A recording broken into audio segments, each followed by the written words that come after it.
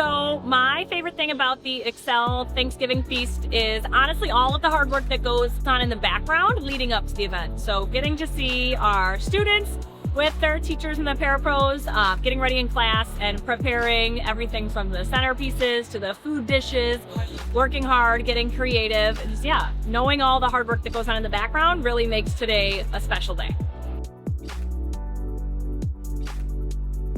Well, the Excel Feast started out 16 years ago, and we were only feeding about 40 people.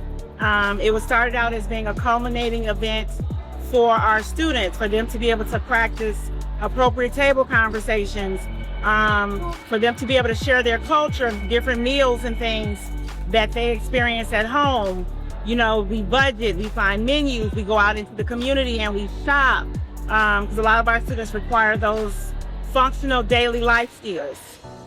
I like seeing the kids enjoy themselves. I like seeing the kids in their element. They're so social and they really enjoy this experience and meeting new people.